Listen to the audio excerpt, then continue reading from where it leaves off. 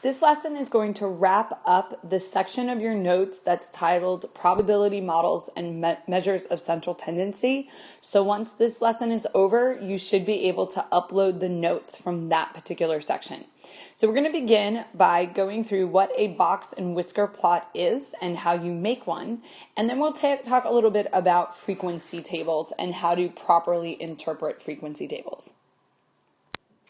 Okay, so in the end of the 2 lessons ago in the recording, there was an assignment for you to do, and you had to go onto Teams and look at the class discussion board, and there was a table or a link to a poll, in the class discussion board where you just had to answer the question, how many siblings do you have? And I really waited as long as I possibly could to pull the data out of that so that I would have as much data to work with.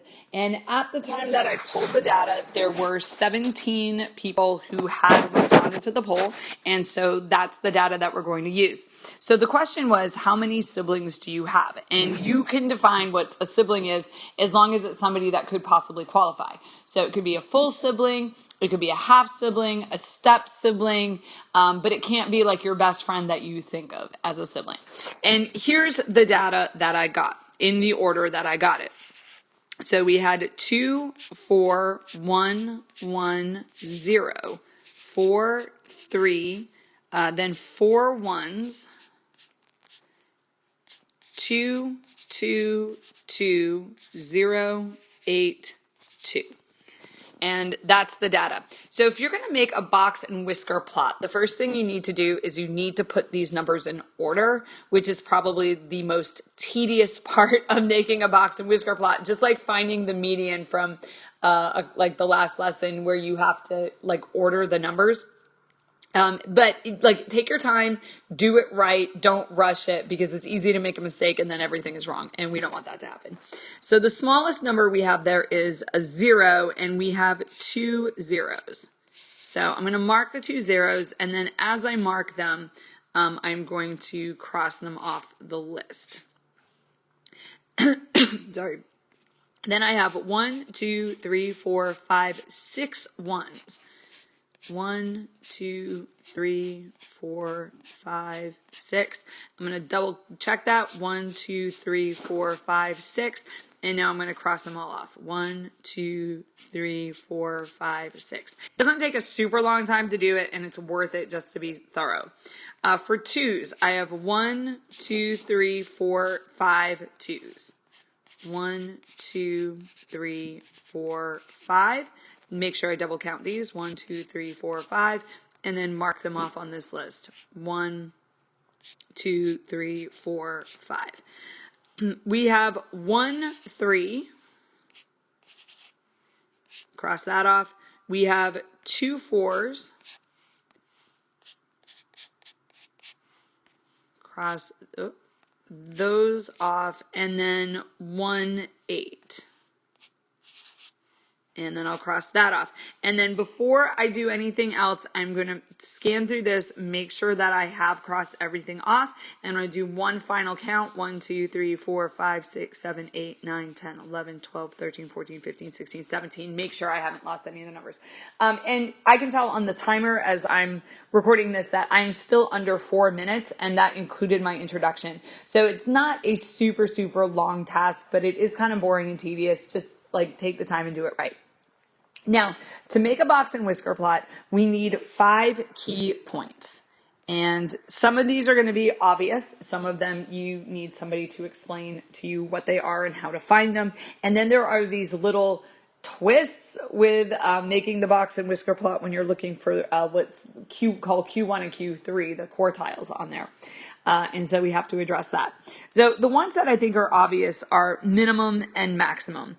Minimum is simply the smallest number in your list. The maximum is the largest number in your list. So our minimum is 0 and our maximum is 8. You can probably figure out that MED there is median. And you might be wondering, well, you have a Q1 and a Q3. What happened to Q2? Q2 is the same as the median. It's called the second quartile. So the Q stands for quartile, and I'll get a little bit more into that. I have 17 numbers there. So what I'm going to do is count 8 from the left and 8 from the right. And that should give me 16, and then whichever number is left should be my median. So 1, 2, 3, 4, 5, 6, 7, 8. 1, 2, 3, 4, 5, 6, 7, 8. And that leaves me with my median of 2. Now, to kind of explain what this Q1 and this Q3 are, I did mention that they were called quartiles. So the word that goes with that is quartiles. And if you think about, okay, what that word sounds like, it sounds a little bit like quarter. Well, to quarter something means to divide it into 4 pieces. You figure there are 4 quarters in a dollar. If you have there are 4 quarts in a gallon. So that quart means to divide it in 4s. And essentially what you're doing is you're taking your data set, and instead of dividing it into 2 pieces with the median, you're dividing it into 4 pieces. So what your first and your third quartiles are, and then again, the median is the second quartile, is they are the medians of the lower and the upper half. Okay. Now, a couple of things with finding the median. If you have a middle number, okay, so there actually is a middle number in our data set, you throw that number out, and you're only going to look for the median of the bottom half and the median of the top half.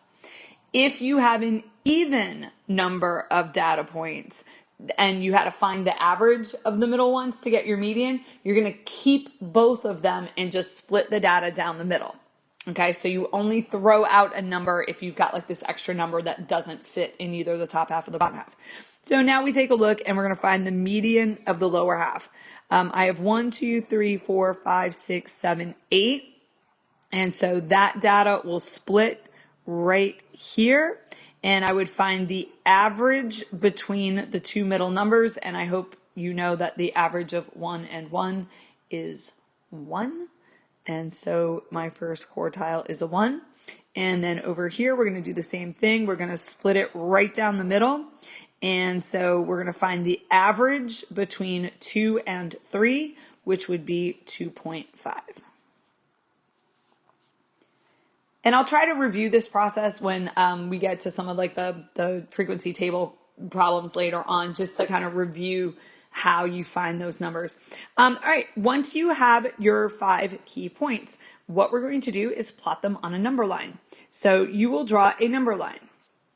And what you want to put on that number line, you obviously want to have the smallest number and you want to have the biggest number, and you have to have all the numbers in between them. So sometimes I see students do this. They do 1, 2, 3, 4, 5, and they'll label it like this. They'll say 0, 1, 2, 2.5, 8.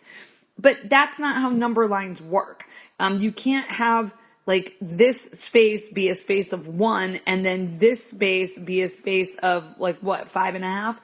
So it does have to be scaled appropriately. So when you're numbering your number line, you need to include all the numbers. So we have 0, 1, 2, 3, 4, 5, 6, 7, 8. I usually go a few extra on either side just to be sure. So we'll do like -1, 0, 1, 2, 3, 4, 5, 6, 7, 8, 9. Okay, so I just kind of gave myself a little bit of wiggle room on either side. Above the number line, not on it.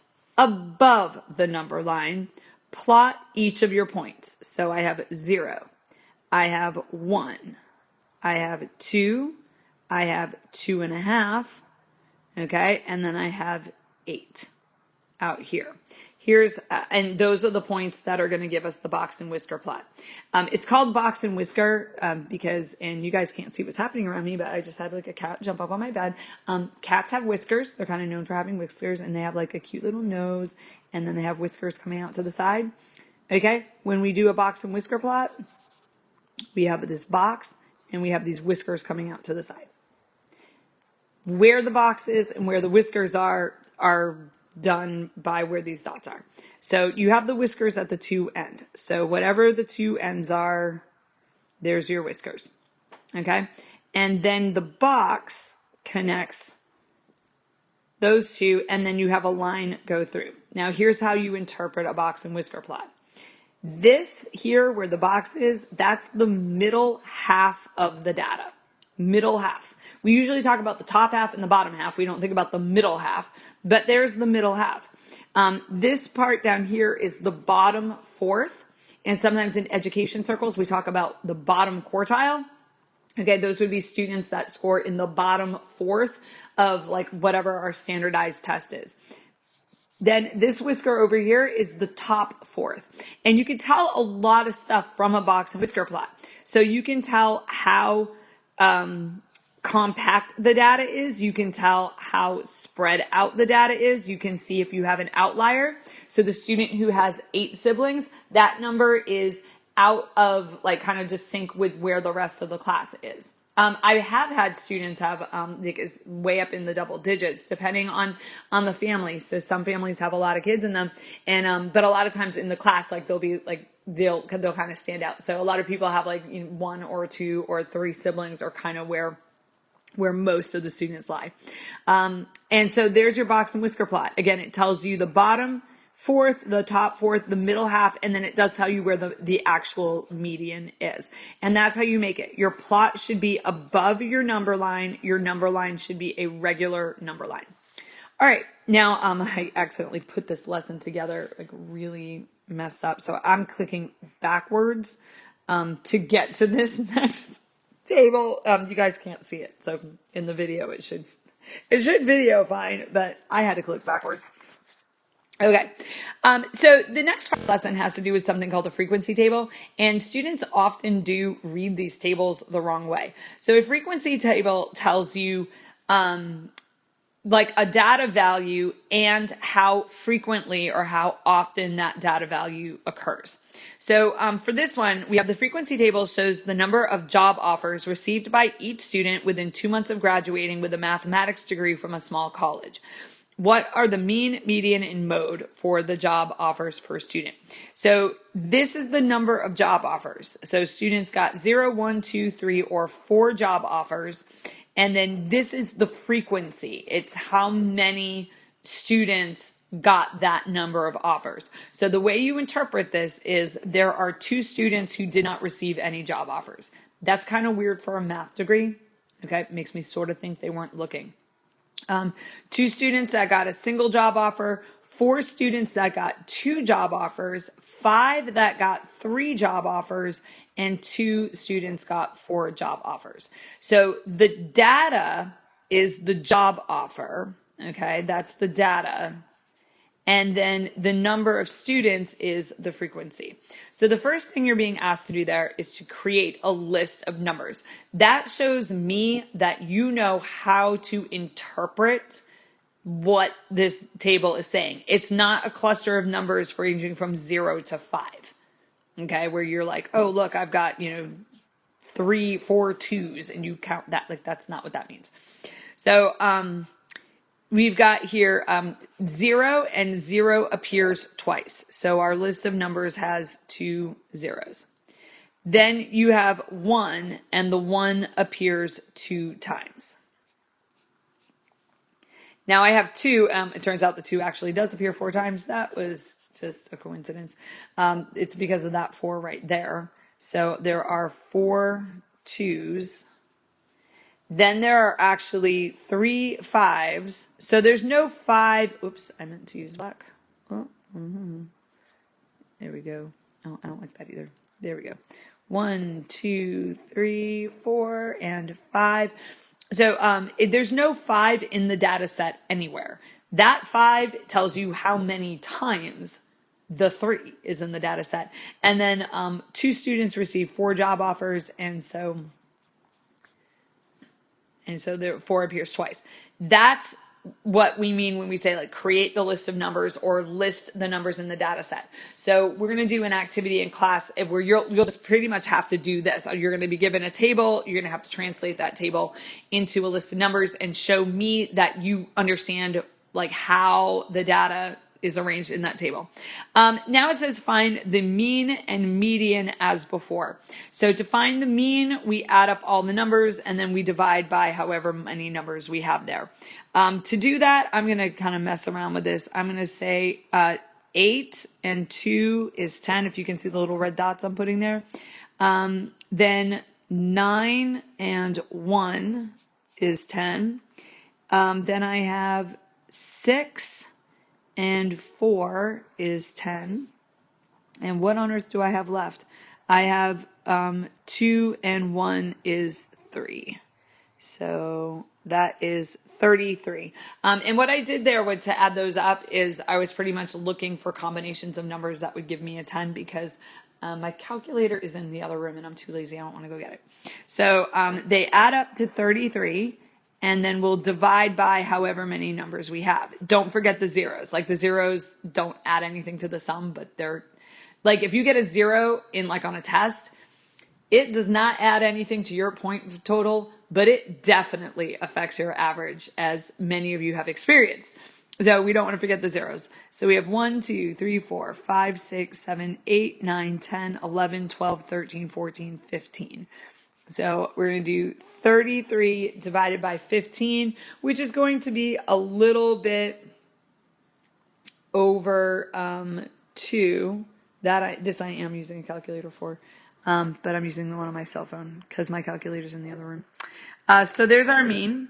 So the mean is 2.2. The median is going to be the middle number. So we have 15 numbers there. I'm going to block off 1, 2, 3, 4, 5, 6, 7. And 1, 2, 3, 4, 5. Whoops. 1, 2, 3, 4, 5, 6, 7. And my middle number is a 2. And then mode is the most frequently occurring number. And mode is like a weird one because you can have no mode at all if no number appears the most frequently. So if all the numbers appear the same number of times, then there's no mode. You don't say they're all modes. You just say there's no mode. You can also have more than one mode. So if there's more than one number that appears the most number of times, then you have to list both or all of the numbers as modes. The number 3 is actually the number that occurs the most frequently. The mode isn't used a whole lot like for school stuff. So like here, like in a school setting, we do use mean and we use median a lot. We don't typically use mode. Mode would be really important though if you were voting on something because like, usually it's majority, or plurality. And so that's how that would work. Now, if you were going to make a box and whisker plot, so let's kind of go through the box and whisker plot process one more time. You would have your minimum, your first quartile, your median, your third quartile, and your maximum.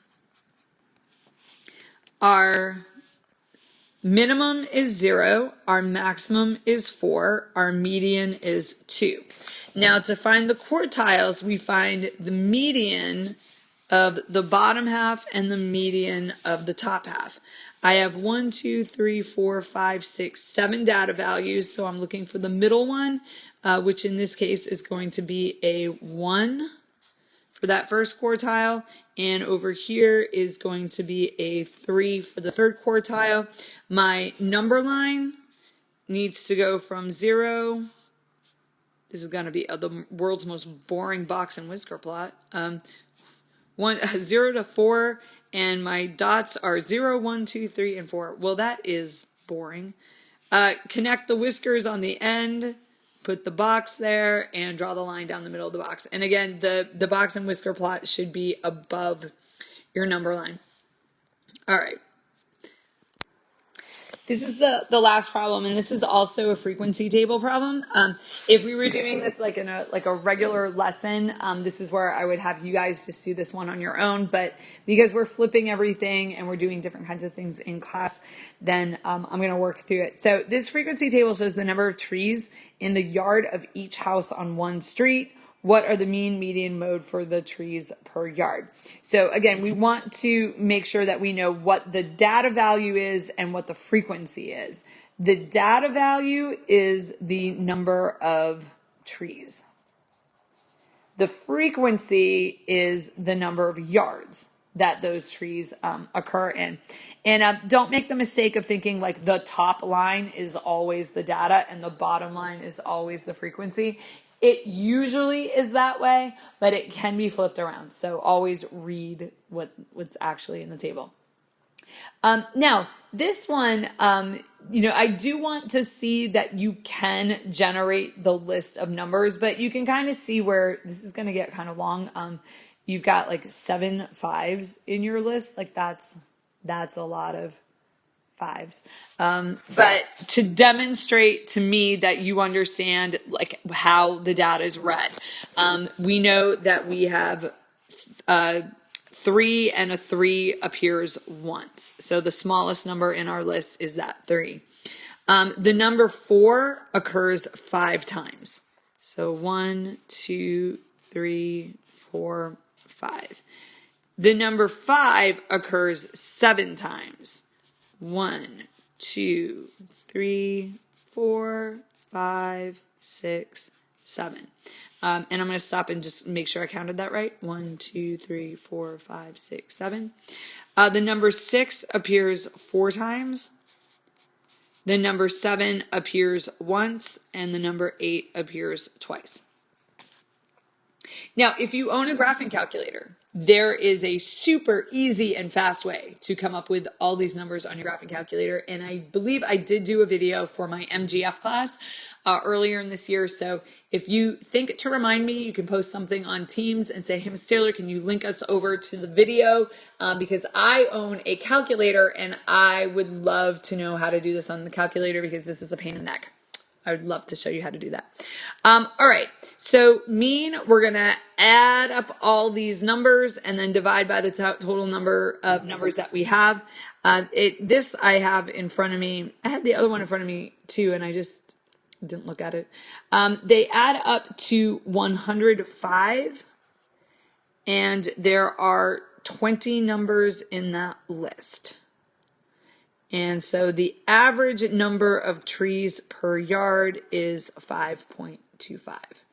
Now, of course, nobody actually has a quarter of a tree in their yard, but that's what happens. It's like when they say the average number of kids in a family in the United States is like 2.5, which I'm not sure it is anymore, but I think it's gone down. Is like 2.5. Now the median is going to be the middle number. There were 20 numbers in this list. So remember, when you have an even number of numbers, you have to split and then find the average. So 1, 2, 3, 4, 5, 6, 7, 8, 9, 10. There's my split mark, right?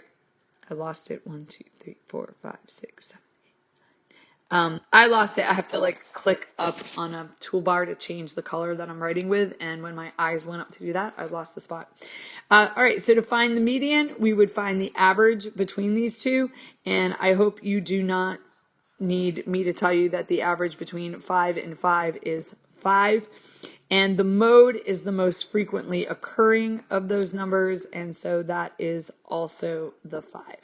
Now, if you were going to make a box and whisker plot, again, I'm just trying to like re-emphasize that particular skill so that you're seeing it enough times for it to soak in, because that's what you're going to have to do in class tomorrow. At least tomorrow on the year that I'm recording this, 2020, 2021. Okay. So our biggest number, I don't know why I'm starting with the biggest number. The biggest number is 8. 8 trees in a yard. The smallest number is 3. The median we found was 5. Now, when you have 2 middle numbers, so this data splits like straight down the middle, so you don't throw out any of the numbers. On the previous ones, we threw out the middle number when we were looking for the quartiles because it didn't really fit in the top or the bottom. But if you don't have like that middle number, you don't throw anything out. You're going to take the whole top and the whole bottom. We have 10 numbers on the bottom half. So 1, 2, 3, 4, 5 puts us 1, 2, 3, 4, 5 right there. And so the average between 4 and 4 is 4. And then over on the other side, 1, 2, 3, 4, 5. The average between 6 and 6 is 6. So no challenges there. And then when you go to make your number line, 3, 4, 5, 6, 7, 8, like you have to have the 7 on that number line. These are super boring box and whisker plots. Like the one we did for the sibling data, like that was more interesting. And then you put the dot above each one, okay? You're just going to jump over the 7, but the 7 does need to be on the number line. Connect the whiskers, connect your box in the middle, and then draw a line where your median is. And again, you got like the middle half of the data, the bottom fourth, and the top fourth. Few more words about box and whisker plots before I let this go. Because data can be really messy, especially when you're working with real world data, your box and whisker plots can do some wonky things. Like, for example, you might, when you look at, oh, I've got a mean cat who just came in. Dude, I don't have time for this. Oh, wait. Okay. I'm walking through my apartment. Hang on. Okay, resuming the lesson from a different location. So you go and you find your key points. So we have these points. You can have some pretty strange things happen. So for example, you could have your minimum and your first quartile be the same number. Okay? And so when that happens, and you got your 2, 3, 4, 5, 6, 7, 8, 9, 10, you will end up with something like this. 2, 3, 4, 5. And then we have the 10. And it turns out that there's no whisker on one side. And I'll tell you right off the bat, some of you, when you do your classwork on this, your box and whisker plot is not going to have a whisker. So I'm letting you know, some of them will have a whisker on both sides, but some of them won't. So I don't want you to think, oh my gosh, I did something wrong. You can't have a box and whisker plot like that. You could actually end up with a box and whisker plot that has no whiskers. But honestly, if that's the case, probably you shouldn't be doing a box and whisker plot because that your data doesn't need it. The other thing that you could see with that is you could be missing the line in the middle. So you could have like 3, and then not 2, that would make no sense, but like 4, 4, 5, like if you had something like this, again, if your real life data looks like this, it's really probably too boring and you don't need to be doing it. But in this case, you've got like a whisker and then you have like a box and there's no line in the box because the median is like here on top of like the left hand side, and then your third and your third quartile and your maximum are the same too. So I just wanted to make sure that I addressed that it is possible that you can have some weird looking box and whisker plots. It all just depends on what your data is. So this is the last lesson for the next segment of notes. The notes are titled like now I'm not in the same room with the notes anymore, but probability models and measures of central tendency, I think, is the title of the lesson. You should now upload the notes for that assignment. So now the notes are completed. The next notes start a different topic. Now you can upload them. And that wraps up this lesson.